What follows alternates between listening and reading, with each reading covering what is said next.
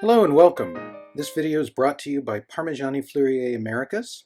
And today, instead of featuring watches from the same families or complications, we're going to focus on something that sets Parmigiani Fleurier apart from some of our contemporaries. Blue dials are all the rage in the industry right now, but we've decided to go a slightly different direction.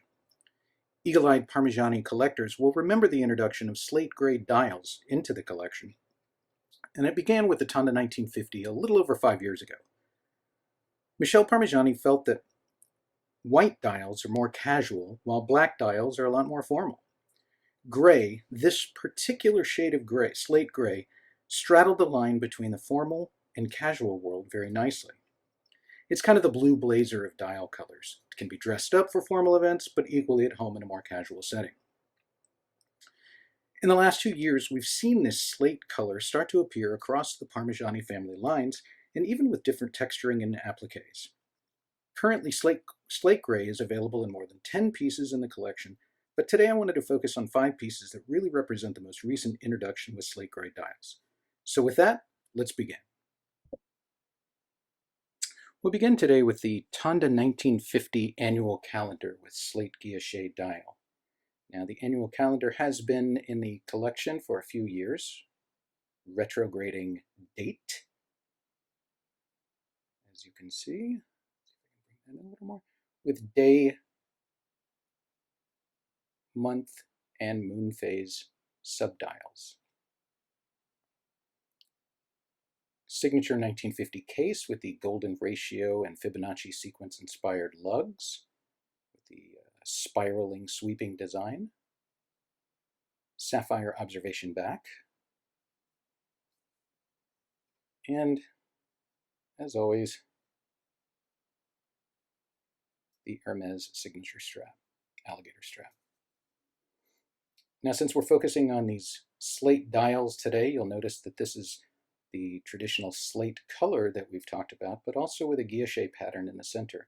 This is called a Grand de Riz, or grain of rice signature guilloche pattern, but this also spirals from the center. This is kind of a nod again to the golden ratio, as this was inspired by pine cones, and the spiraling patterns of pine cones are well known as one of the signature indicators of the golden ratio in nature. Also here we have the new feature of skeletonized hands, which gives it a little more formal, interesting look, a little less cluttered. And if you'll notice, on the moon phase subdial, it is aventurine. So it's aventurine with actual gold moons as well. This watch features the PF 339 movement, beating at 4 Hertz, 50-hour power reserve, 2 series barrels for a stable and linear power delivery over time instead of having one giant mainspring. You've got two coupled in a series, so that way you get a nice linear delivery of power, so that it's not running slow or fast in the beginning, slow at the end of its cycle.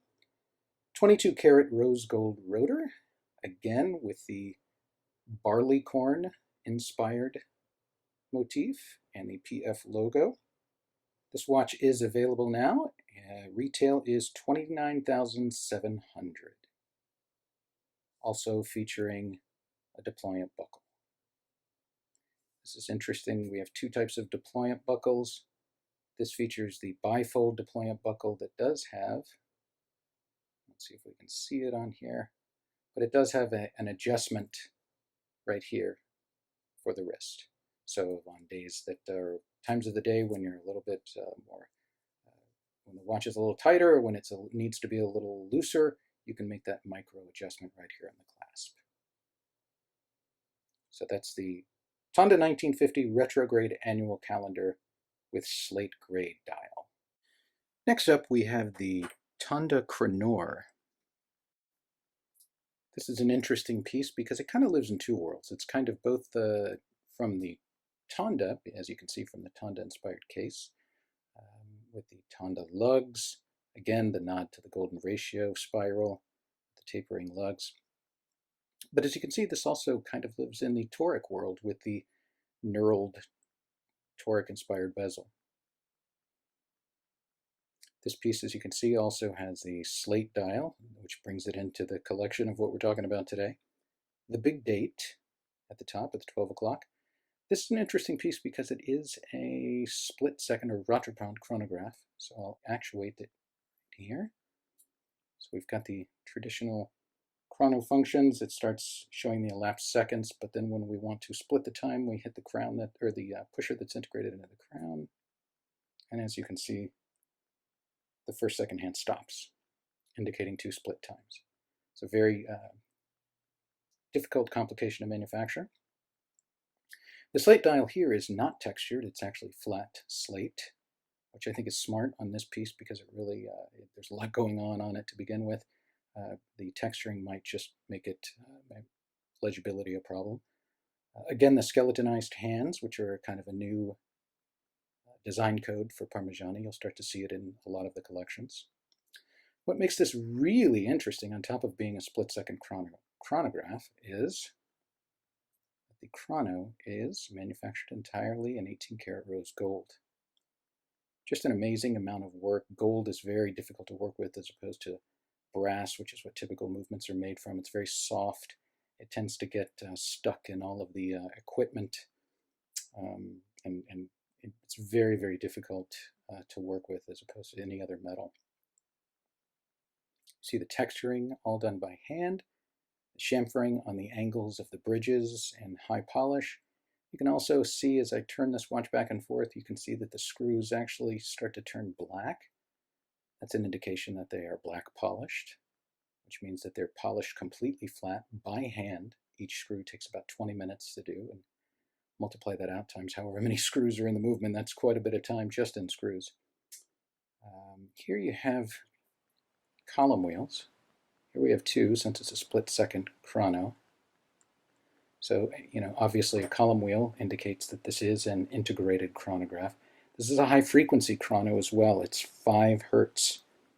So it's a very unusual to have such a high frequency in a split, but also in something that has a 65-hour power reserve. Usually there's a trade-off. You either have high frequency or high power reserve, but typically not both. But here you have the advantage of both. Just an amazing piece. You could look at it all day. Obviously a lot thicker than most of the 1950s. This comes in at about 8.4 millimeters thick. Obviously that movement, there's a lot going on. This movement is manufactured entirely in-house, as are the rest of the pieces that we do. So the screws, the column wheels, the gears, the escapement, all manufactured in-house. We also manufacture the case and the dial. Strap, and again, by Hermes. Beautiful piece, only 25 manufactured, $135,000 retail. Now I have, you'll see next to it here, I have kind of its counterpart. Even though this watch is the same watch, I wanted to show this. It's actually white gold. Gorgeous. White gold with rose gold accents in the hands and the appliques for the numbers, the framing for the big date, but beautiful white gold case. And the thing I love about this, rose gold movement. Just the contrast is unbelievable. Again, only 25 made, $135,000 as well. Next up, we're taking a look at the toric hemispheres with slate gray guilloche dial. This is our version of a 2 time zone watch, and as you can see at the 12 o'clock, we've got the second time zone being indicated. Here we have it set for 2 hours behind. But the interesting thing about this hemispheres is that it can be set independently from the main time. So, for example, if I wanted to set this for half-hour time zones, we can certainly accomplish that. So the minutes can be set independently from the main time, which is a very unusual feature in a dual time. Usually they're in sync with whatever the minute hand on the second or on the first time zone is. We also have a 24-hour time indicator here for the top time zone, as well as a 24-hour indicator here for the main time. Retrograding date. And again, this watch is featuring the slate guilloche dial with the grain de riz, or grain of rice texturing technique, as well as the spiral.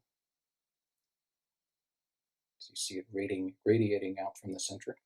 This is also indicative of the spiral that we've taken from a pine cone in nature, which is also adheres to the golden ratio mathematical formula. Again, golden ratio is visible here on the lugs. Michel Parmigiani is very fond of using this as a design technique. It feels it gives a very good aesthetic look and correctness to the watches. As you can see here, we've also got this spiral arc on the lugs, which that adheres to the golden ratio. And again, this really provides a comfortable fit and feel for any size wrist. And that's really the advantage here. Two crowns to operate the dual time zones. Toric bezel on this, the full toric bezel. The interesting part about the toric bezel is this is not a coin edge or not knurled.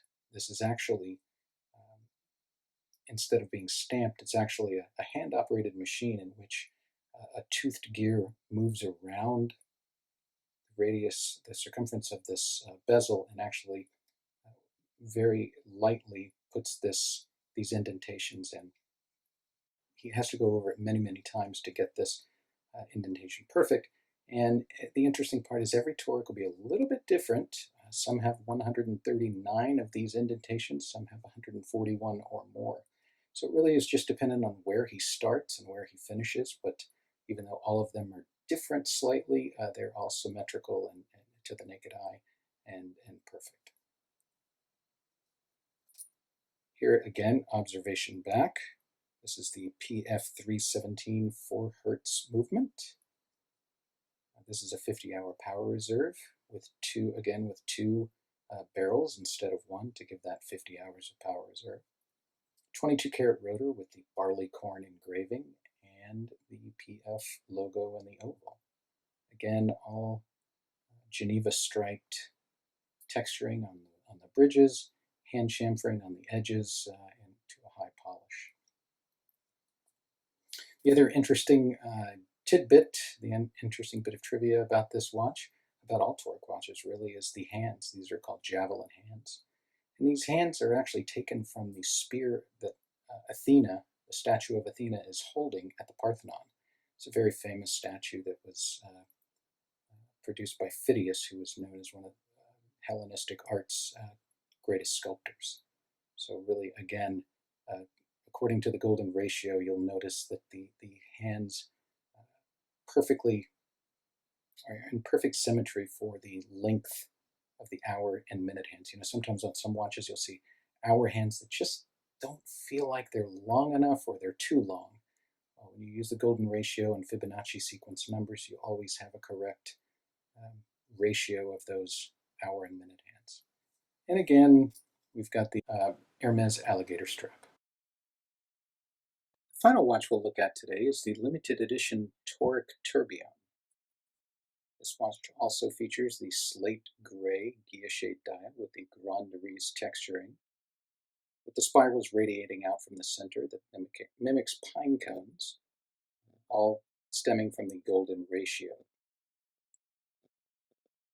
The toric bezel, which we talked about before, with hand-applied knurling around the watch, as well as a little different on this watch, the hand-applied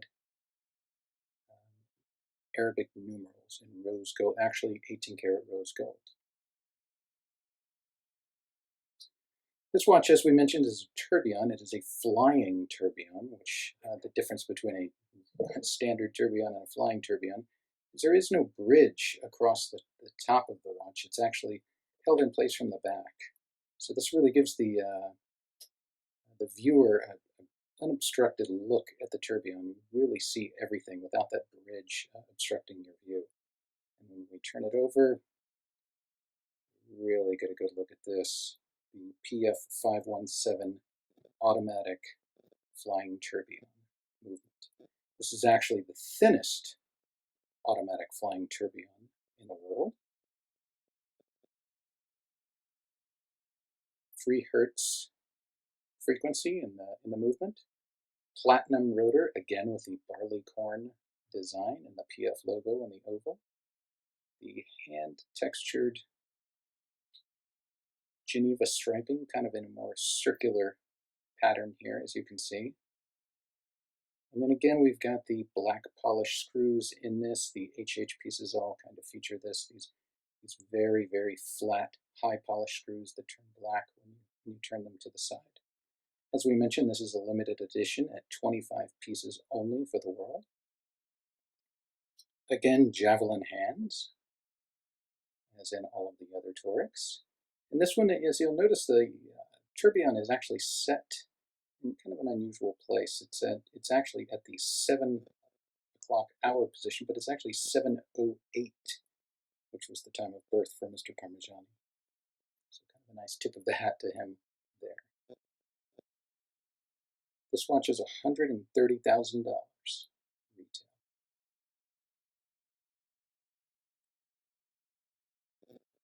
I hope that you've enjoyed our exploration into the new slate gray dials, available in a host of different families, from Tonda to Cranor to Toric. As I said, there's more than 10 right now, so please feel free to look through the catalog or explore our website at www.parmigiani.com, and you can see all the different variations.